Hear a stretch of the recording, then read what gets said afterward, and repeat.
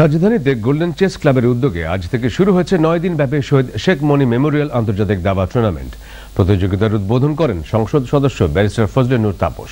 এ সময় উপস্থিত ছিলেন দাবা ফেডারেশনের সাধারণ সম্পাদক গাজী সাইফুল তারেক, সহসভাপতি K M Shahidullah, FIDE zonal president নেপালের রাজেশ হরে জোশী, ওয়ালটনের অতিরিক্ত পরিচালক FM ইকবাল বিন আনোয়ার। আন্তর্জাতিক গ্র্যান্ডমাস্টার রানী হামিদ, বাংলাদেশ ক্রীড়া লেখক সমিতির সভাপতি হাসনুল্লাহ খান রানা, তাইকোয়ান্দো ফেডারেশনের সভাপতি কাজী মোর্শেদ হোসেন কামাল ও গোল্ডেন চেস ক্লাবের সভাপতি আমির আলী রানা সহ অন্যান্যরা। টুর্নামেন্টে বাংলাদেশ সহ ভারত, নেপাল, থাইল্যান্ড ও ভুটানের 129 জন রেটেড দাবাড়ু অংশগ্রহণ করছেন।